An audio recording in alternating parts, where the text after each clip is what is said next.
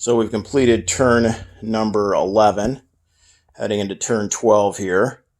And I think we can say with 100% certainty that conflict between Nazi Germany and the Soviet Union is going to break out here on turn number 12, January 42.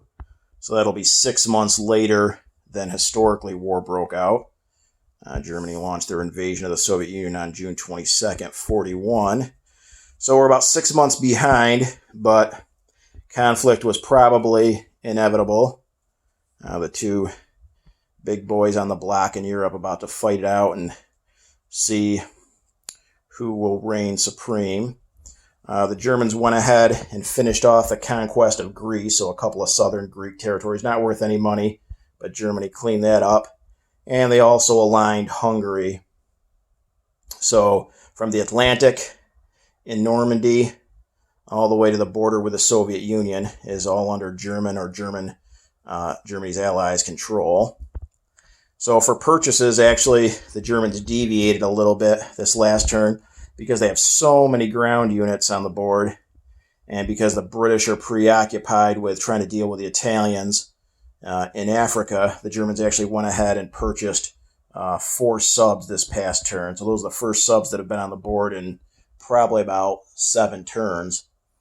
So Germany looking to get back into the naval game here a little bit.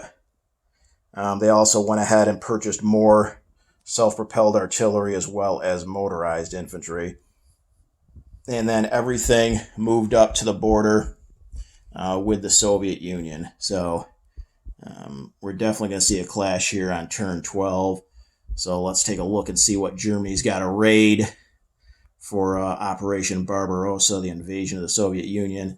They've got, this is about 15 medium armor, 5 self-propelled, another 5 self-propelled artillery right behind, 5 towed artillery, 5 motorized infantry, 5 more medium armor, 3 fighters, an infantry, a couple of towed artillery, a couple of motorized behind. In Romania, stack of about 7-8 infantry, cavalry, and motorized. And then these 3 planes, a tactical fighter and medium bomber, all can reach. So Germany's going to go in pretty heavy here into Russia on turn number 12. And that last turn with bonuses, they were up to collecting $75. So a massive amount of income that they can continue to throw at the Allies or the Comintern starting here on turn number 12. The Russians, no slouches either. They responded by building 5 more T-34s in Kursk, 5 infantry they put in Leningrad, and a tactical bomber. So if you look at Russian defenses here, on the border with Germany, all they have is infantry. So that'll kind of negate Germany's surprise attack, where the Russians are at a disadvantage and the Germans are plus on the die roll for the initial attack into Russia. Not really much the Germans can reach. They might actually be best served by taking out this Russian fleet. I mean, that's about the best thing they can hope for. All the rest is just simply territories with infantry. Doesn't look like the German Air Force can reach Kursk and still make it back to a German-occupied territory, so they're not going to be able to hit that. So Germany might have to use their surprise attack just on this Russian fleet, clear that off.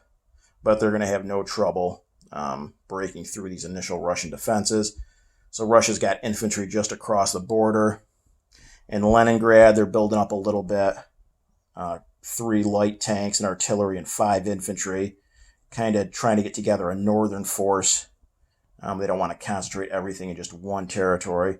They also left these units in Finland because once Germany breaks the Molotov-Ribbentrop Pact, Russia's kind of free to go after the rest of Finland, which I expect them to do. And then again in central Russia, you got 5 motorized, 5 self-propelled artillery, 2 light tanks, and about 15 medium armor.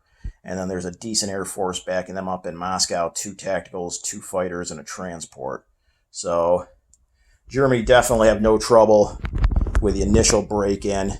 We'll see if this Russian counterattack force in Arel Kursk can take enough units off the Germans to slow down their march to Moscow. Hopefully, I'm slowing them down enough that the Western Allies can get into the conflict. Although, again, Britain has got their hands full just dealing with Italy, and the U.S. still isn't in the conflict yet. So we'll see how that plays out. As far as the British, they built a couple destroyers and 2 more medium armor. That's about all they had money-wise. They had like $1 left over, so they're hurting for economic resources right now as well. They went ahead and brought a couple of transports and a couple of destroyers up from the Med, so they're trying to make their way back to London to eventually pick up some units to drop off, probably back in North Africa. This fleet in Sea Zone 80 stayed right there just to deny the Italians that bonus. Plus, there really wasn't anything else currently for that fleet to do. Not much going on in terms of an Axis Navy. The 2 new medium armor were placed down in South Africa. And then the British have started the slow march up into Central Africa. This infantry came over and took Abyssinia, so that does take away one of the Italian victory objectives for the time being.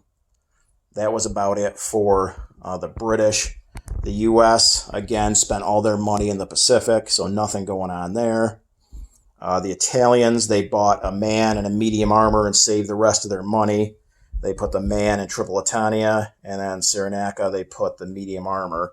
So it's still going to take a couple turns for the British even get up to North Africa, and Italy already has got pretty substantial defenses. That's 3 infantry, a motorized infantry, a medium armor, 5 fighters, and 4 tactical bombers. Plus, Italy's basically, with bonuses, making the same amount of money as the United Kingdom right now. So Italy's looking pretty good right now. In the Pacific, the Japanese continue to improve slowly each turn. They went ahead and took British Malaya. There's only 1 infantry that survived, and they did have to take a fighter for casualties, but they went ahead and took that, so that was $2 plus another $2 bonus. So that was basically $4. Japan went up that turn. They also started maneuvering their navy around, so conflict with the United States is probably not going to happen this turn, but the following turn, the way things look. So these 2 small fleets down here in the South Pacific, I think, are going to combine up here into the Caroline Islands. There's a port there, so they'll gain the extra movement spot. So most of those ships will be able to move 4 spaces on the following turn. So they can strike pretty much anywhere here in the South Pacific all the way up to close to the coast of the United States. The second fleet Japan will put together is what's off of British Malaya right now, probably make its way back up to Japanese home waters along with the ships that are going to get put on the board this turn. And then again, with major ports, they can move 4 spaces. So they'll kind of have the U.S. boxed in from 2 different directions with 2 major fleets.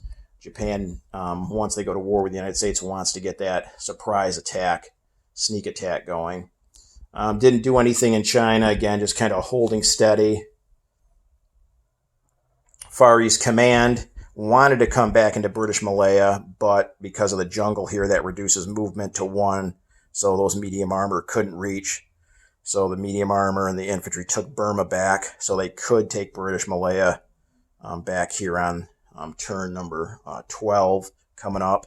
They also bought a man and a tactical bomber. Anzac didn't do a whole heck of a lot.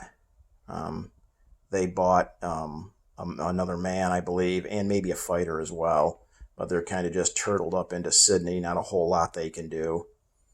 The U.S. went ahead and spent all their money again in the Pacific. They got a fleet carrier put on the board and a couple of heavy cruisers. So they got a nice looking fleet there. As far as production-wise goes, the U.S. went ahead and put down 3 battleships and 2 more heavy cruisers. The Japanese moved up their 3 heavy battleships and they put down 2 light cruisers. So on this next turn, all 3 of these heavy battleships and both of these light cruisers will go on the board for Japan. So